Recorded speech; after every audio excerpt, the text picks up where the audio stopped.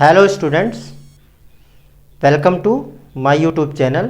Today we shall discuss doctrine of eclipse या आच्छादन का सिद्धांत। हम लोग आज के लेक्चर में आच्छादन के सिद्धांत या डॉक्ट्रिन ऑफ एक्लिप्स पर चर्चा करेंगे।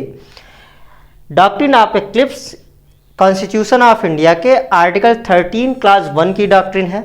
तो इस डॉक्ट्रिन पे चर्चा करने से पहले हम ये देख लेते हैं कि आर्टिकल 13 क्लास 1 कहता क्या है। तो आर्टिकल 13 क्लास 1 ये कहता है कि कोई प्री कॉन्स्टिट्यूशनल लॉ, जो कि प्री कॉन्स्टिट्यूशनल लॉ का मतलब ऐसा लॉ जो इस कॉन्स्टिट्यूशन के इन्फोर्समेंट की डेट पे एग्जिस्टेंस में था।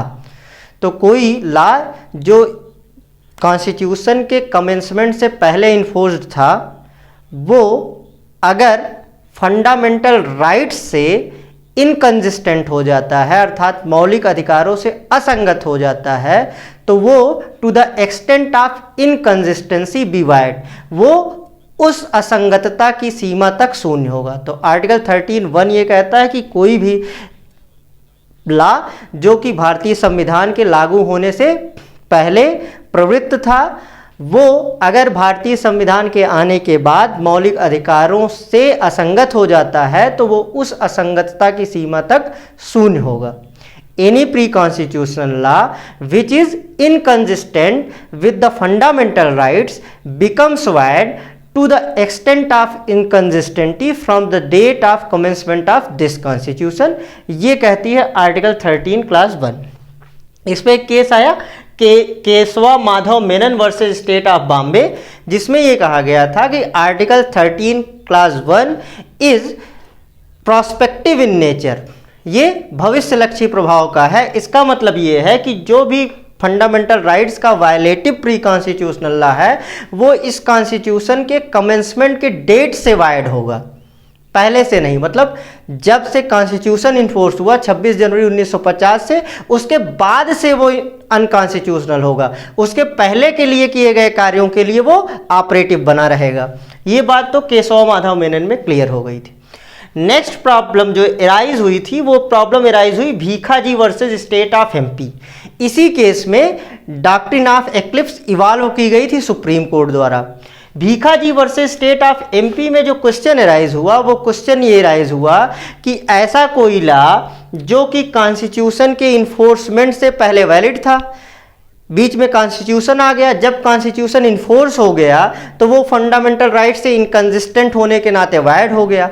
अब अगर किसी सब्सिक्वेंट डेवलपमेंट की वजह से, फॉर एग्जांपल कॉन्स्टिट्यूशन में अमेंडमेंट की वजह से, वो बाद में फंडामेंटल राइट्स का वायलेटिव नहीं रह जाता है, तो क्या वो लॉ फिर से इन्फोर्सेबल हो जाएगा? या इस क्वेश्चन को दूसरे फॉर्म में कहें तो Bhikaji versus state of MP में क्वेश्चन ये था कि क्या कोई प्री कॉन्स्टिट्यूशनल लॉ जो आर्टिकल 13(1) के अंतर्गत वाइड हो गया, वो वंस फॉर ऑल वाइड हो गया, या ये wide for the time being है, और जब ये इनकंसिस्टेंसी रिमूव हो जाएगी तो वो फिर से रिवाइव हो जाएगा। ये क्वेश्चन था। तो इसका answer Bhikaji versus state of MP में सुप्रीम कोर्ट ने दिया कि fundamental rights operate as eclipse on the pre constitutional law.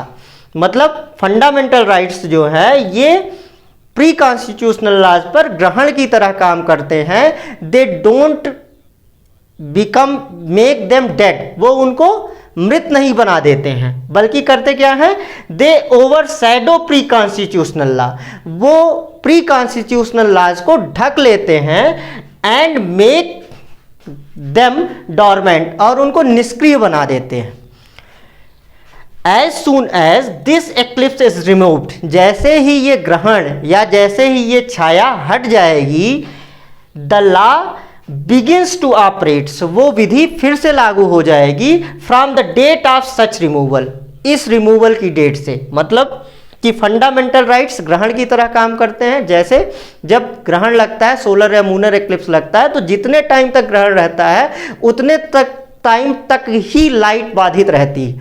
जब वो एक्लिप्स हट जाता है तो जिस भी पिंड पे, जिस भी सेलेस्टियल बॉडी पे, सन या मून पे, जिस पे भी एक्लिप्स है उसका लाइट फिर पृथ्वी पे आने लगता है। यही एक्लिप्स में होता है। तो फंडामेंटल राइट्स क्या करते हैं, वो एक्लिप्स की तरह काम करते हैं। और जैसे ही ये फंडामेंटल राइट्स की शैडो उस प्री कॉन्स्टिट्यूशनल लॉ पे हट जाती है, वो फिर से रिवाइव हो जाता है, मतलब पुनर्जीवित हो जाता है, और उस डेट से, जिस डेट से ये एक्लिप्स हटा है, फिर से वो लागू हो जाएगा। ये है डॉक्ट्रिन ऑफ एक्लिप्स का मतलब। अब हम देखते हैं, मतलब हम इसको मीनिंग में या इसको एक्सप्लेन करते हुए ये लिख सकते हैं। अब फैक्ट्स देखते हैं, Bhikaji versus state of MP में फैक्ट्स क्या थे, मतलब ये डॉक्ट्रिन अप्लाई कैसे होती है। तो Bhikaji versus state of MP में एक CP and Berar motor vehicle act था, ये 1947 का एक्ट था। तो CP and Berar motor vehicle act 1947 का है, इसका मतलब ये है प्री कॉन्स्टिट्यूशनल लॉ था ये, मतलब संविधान के आने से पहले ही ये प्रभाव में था। ये क्या करता था, CP and Berar motor vehicle act transport business में स्टेट मोनोपोली की बात करता था, राज्य के एकाधिकार की बात करता था। एक्ट 1947 का था। अब क्या हुआ, कॉन्स्टिट्यूशन 1950 में आ गया।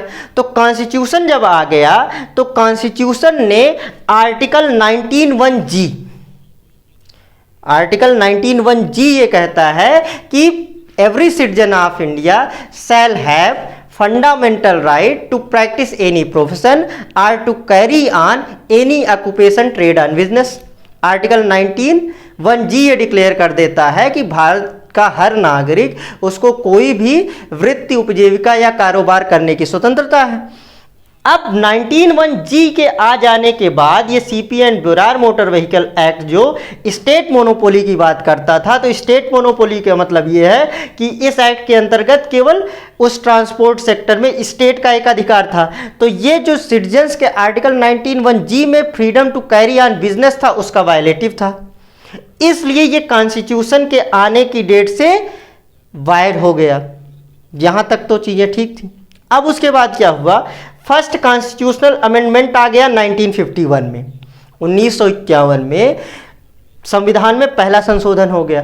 पहले संशोधन द्वारा आर्टिकल 19(6), जो कि आर्टिकल 19(1)(g) में दी गई फ्रीडम्स पे रिस्ट्रिक्शन इंपोज करता है। आर्टिकल 19(6) जो है, अनुच्छेद 19 का जो खंड 6 है, वो जो आर्टिकल 19(1)(g) में freedom to carry on business दी गई है, उस पर रिस्ट्रिक्शन इंपोज करता है। उसमें अमेंडमेंट करके पार्लियामेंट ने ये प्रिस्क्राइब कर दिया कि स्टेट कोई बिजनेस एक्टिविटी स्वयं या अपने किसी कारपोरेशन ओन्ड और कंट्रोल्ड बाय स्टेट के थ्रू बिजनेस एक्टिविटी कर सकता है to the exclusion of full और partial exclusion of the rights of citizens to carry on any business, trade or occupation। तो 1906 में जो अमेंडमेंट किया गया, उसने ये कह दिया कि estate business activity carry on कर सकता है और नागरिकों के बिजनेस कैरी ऑन करने की जो स्वतंत्रता है उसके कंप्लीट एक्सक्लूजन पे, मतलब उसको पूरी तरह से निकालते हुए या आंशिक रूप से निकालते हुए। इसका मतलब शार्ट में ये हुआ कि 1906 स्टेट मोनोपोली को ऑथराइज करता है।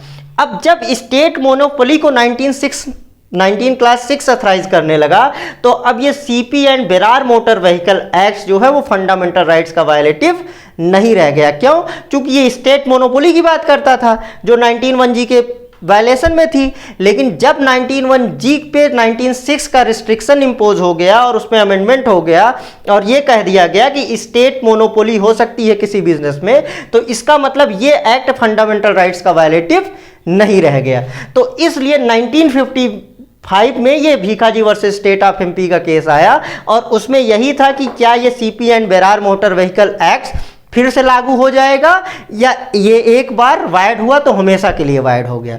तो सुप्रीम कोर्ट ने इसका आंसर देते हुए ये डॉक्ट्रिन ऑफ एक्लिप्स इवॉल्व की, जिसको हम लोग यहाँ पे डिस्कस कर चुके हैं। और सुप्रीम कोर्ट ने ये कहा कि CP and Berar motor vehicle act फिर से अप्लाई हो जाएगा, क्योंकि अब ये फंडामेंटल राइट्स का वायलेटिव नहीं रहा, क्योंकि फंडामेंटल राइट्स ने केवल इसको फॉर द टाइम बीइंग ढक दिया था, ओवर शैडो कर दिया था, और जैसे ही ये शैडो रिमूव हो गई फंडामेंटल राइट फिर से ऑपरेट हो जाएगा।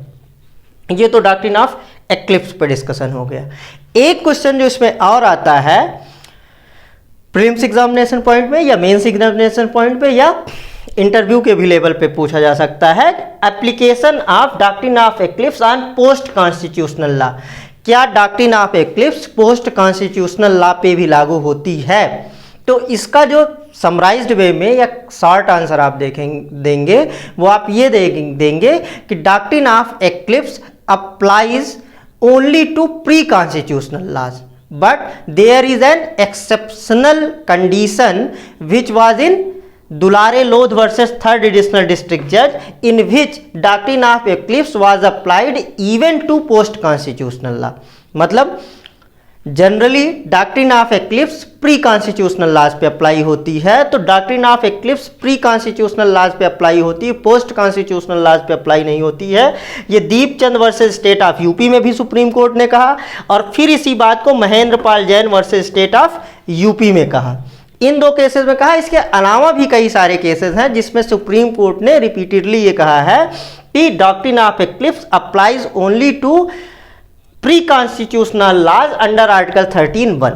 लेकिन एक एक्सेप्शनल केस है दुलारे लोध वर्सेस 3rd एडिशनल डिस्ट्रिक्ट जज कानपुर, जिसमें पोस्ट कॉन्स्टिट्यूशनल लॉ पे भी doctrine of eclipse supreme court ने अप्लाई कर दी थी। तो ये एक एक्सेप्शनल केस है।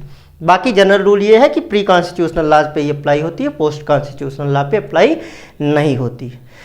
तो ये हमारा डिस्कशन आज कंप्लीट होता है। ये हमारा लेक्चर आपको कैसा लगा कमेंट करके बताइए। पसंद आया है तो शेयर कीजिए। आप हमारे चैनल पे नए हैं तो इसको सब्सक्राइब कीजिए और लोगों के साथ इसको शेयर कीजिए। Thank you.